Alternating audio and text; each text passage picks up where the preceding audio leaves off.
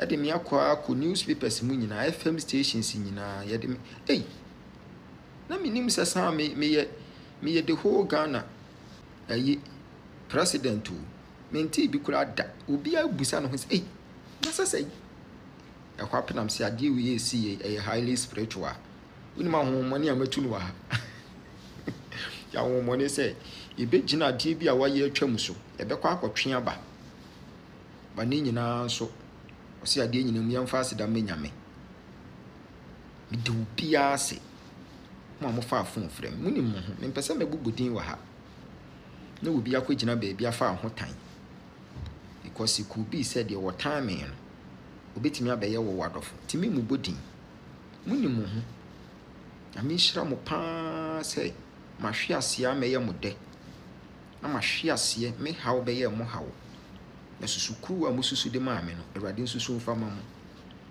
afi mu amo say yade nato fomu yade nato fomu mpa chaw manwu me ka kire mu say me hwe ase me sanso ayede asore sisi am asore o na ni kase me wo mu ne say enkofo bi kura no mo hwe me TV kura hye ase hwe me TV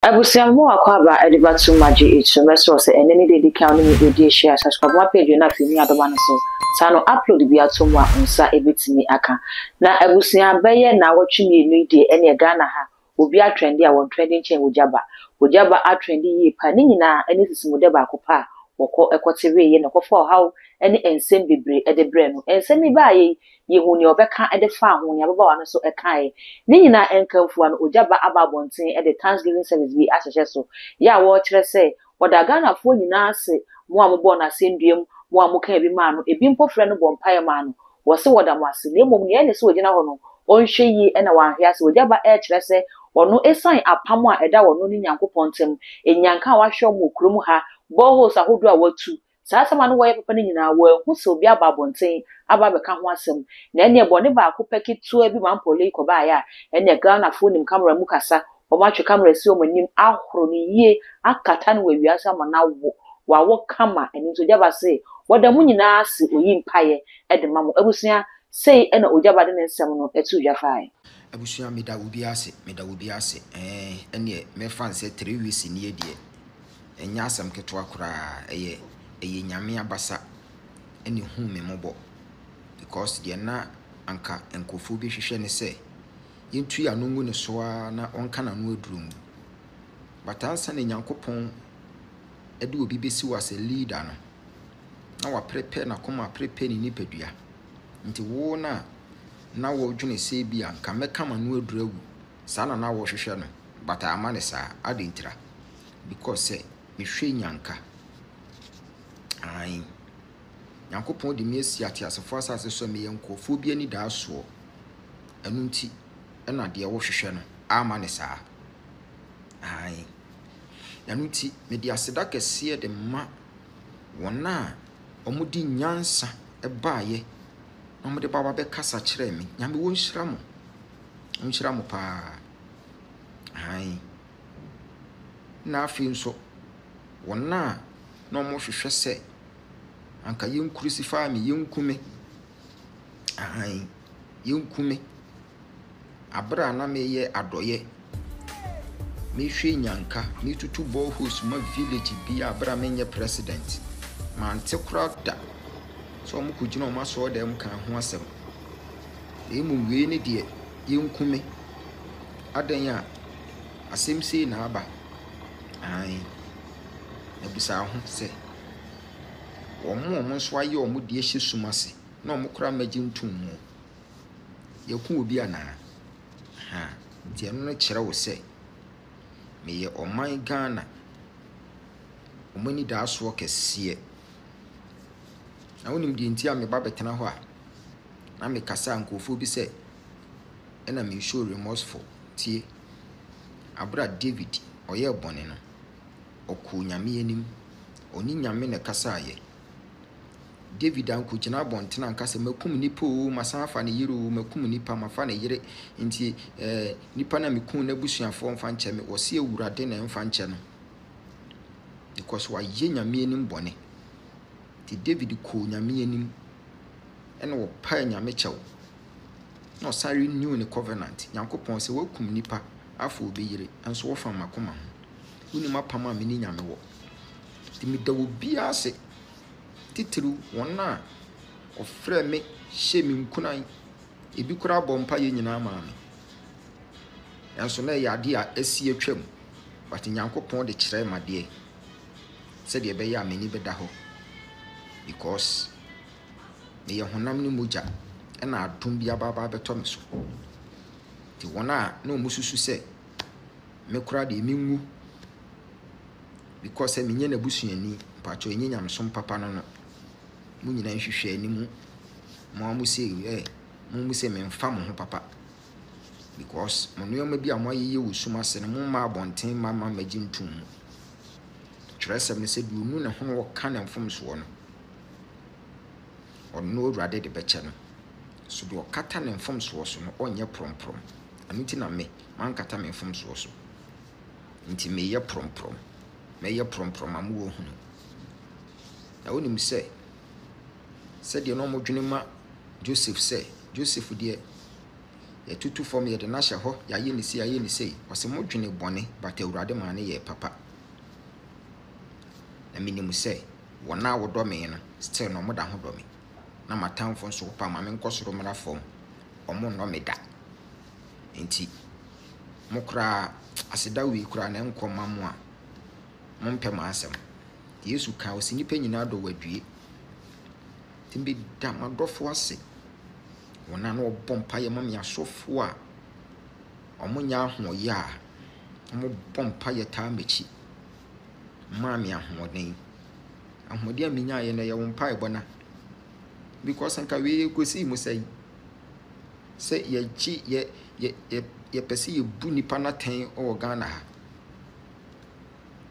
ye bu nipa na ten o Ghana ha ti ahoden na menya ye na ye wo mpa eba nti na maba bese me baba beda wase ami hira mu 2 weeks atwa mu ne de enya asam ketwa tese bebi abefa bi ade me aka news nyina ade me akwa newspapers mu nyina FM stations nyina ye de na minim sesa me ye the whole Ghana ayi president o menti bi kura da obi abusa no ho se na sesa akwa penam se ade wi ye si ye highly spiritual woni ma honhomone amatu no ha ya honhomone se ebegina ade bi a waye atwam so ebekwa akotwe aba ba ne nyina so ose ade nyina mu yamfa aseda menyame me de obia se mo amofa afon frem muni mo ho me pese me bubudin wa ha na obi akogina ba bia fa ho tan because it could be said your time obetimi abaye wo wadofo timi mu bodin muni mo ho ami hira mo pa se mahwe ase ameye mo de na mahwe ase me hawo beye mo hawo na susukuru a mususu de maame no Awurade nsusu mfa ma mo afi mu a mo se ye de nato fom ye mpacho manwu me ka kire mo se me hwe ase me sanso ayedai asore sisi ya masori o na ni kasem ewo mu ne se enkofo bi kura no mo hwe mi TV kura hye ase hwe mi TV o de me kire wade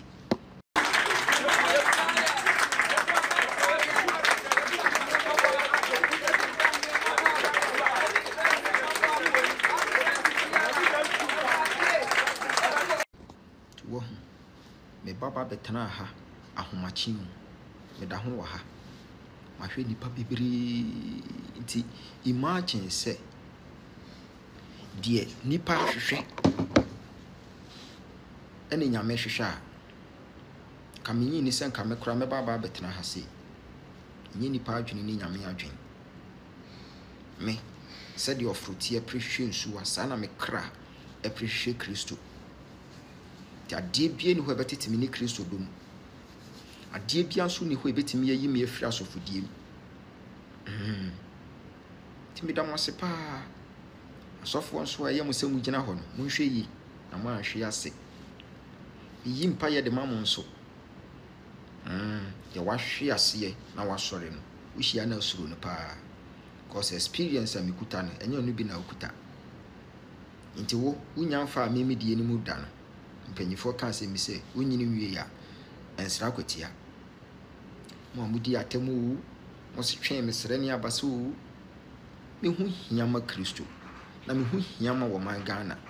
Hwe memma abigu ha. Ene ma fiti ahomachi obepim sisi. Still na nipa ba ne so mo ba. Tibusa ho se. Nti Ewurade mfa me nye hwe mankofo a ko bi betimi afiri suga kopekura duru ha. Ke memma bedware ya sode ya shatade abetena me na ase. Ese nyame ote de oya ase. Ose me na me fa de apro atete ase ya nipa dwene se ni da so bi ani. Am de na hye wiase nyansafo ani wo. Ewurade nsa a wama so awie bi mu. Enye ti ase nso wokie. Me do nipa bi ase. Monso aye bo mo pa ase monso momra na momra me kase. E na wani me aye sei. Na munim se ni nyina aye ntoro. Megya mo menyame. Megya mo nyina mo menyame. Because the moye no. Anse ministry. Anya me hwe. Nimum esan be share me den. Ne ma me nyanse sua. Ti mo request say na memra bonten. Me pa chaw e na anu akono mo nsa. Asosofo wa ma bontena me pa chaw. Nti en request say memra bonten me pa chaw. Mo say e na memra me pa Ghana fo chaw. Me pa chaw me nya boni nti a Ghana fo. Ma ye tia ma asore mba. Me wife nyankopon e ho nso ma so gwawi nti wo haw ne sei. E na anu a ukunu ekoye saa. Wagya na ware ana asa woda hote ho. Ukunu be pa acha wa na. Aha, enu nti so wa ma me yesa. Obi an request se mensa mra out bi. De mo aye me yakoduru na meni aso pa, meni aso. But amma me Moses na ye yere. Ti mi gina me na aso. Wo hia obi an obusa ase ne wogya ba na hote se aka kire se Awurade adom nti. De Ghana fo hwehwe sanka ye ku na firi wiase no. Amen. Masan sorry. O tumi ni ahodim mu. Enam Kristo na adom ne ne moburu hu nti. Me da ho tifia. It is well with your soul. Amen. Mama, this lady, lift up your hands. I am seeing something that the Lord is telling me right now. God said He is with you and He wants to take you somewhere. And He will let your enemies be put to shame. You just stand there, stand there. And in no time, those people who are claiming you can't make it, they will see you, they will bow their head down in shame. Just be on your feet. Jesus. Look at me. Nana Esi Benyua. That's you. Yes, that's you. See, I mentioned car bank. And when I mentioned car bank, God gave me this pin, 1616. I was thinking. And your password is rich. 901616. Prophesy. This God is a good God.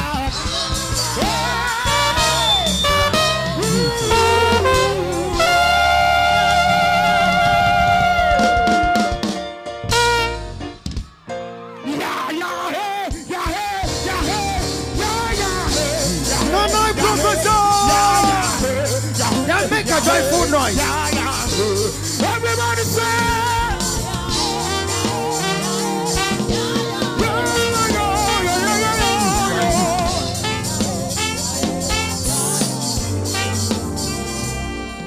God wants to sort you out today. See, one prophecy for one person, it belongs to all. So every prophecy we shall pray, then you also receive something. God wants to open your finances. Jesus. A door unto your finances. Because I am seeing you into clothing, men's clothing. Can I prophesy? Prophesy. Sometimes you see money, sometimes you don't see money. But God has spoken to me that for you changing your life and for you accepting Christ, He's about to change your life as well. Because your life started changing. I am seeing from 7th, 8th, 9th November. Your life started changing from there. That was last year. By the help of your cell leaders. I am seeing men fear. And I'm seeing Ellen. Can I prophesy? God said, go and change your password and your PIN. After changing it, your financial status has changed. Hallelujah. Hallelujah. Hey, hallelujah. It's the sound of victory. Hallelujah. Oh, let the sound.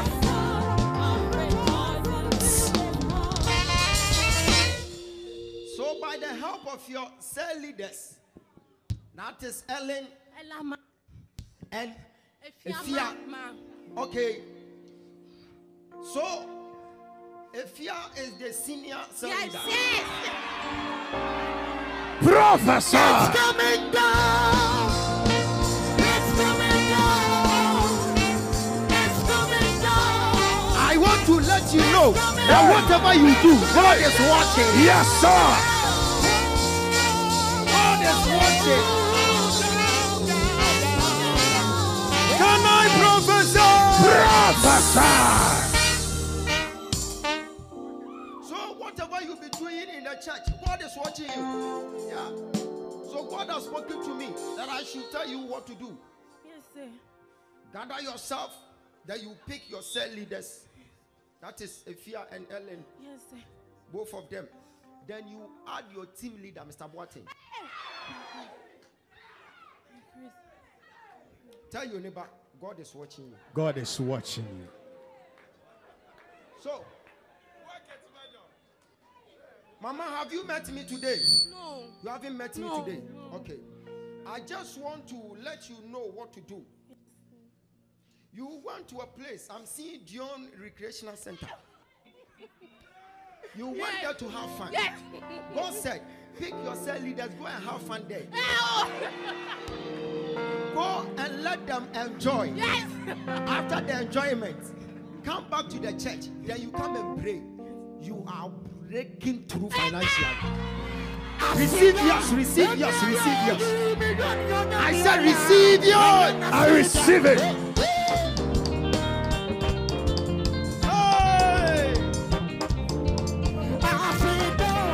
Can I see your hands? Let me answer.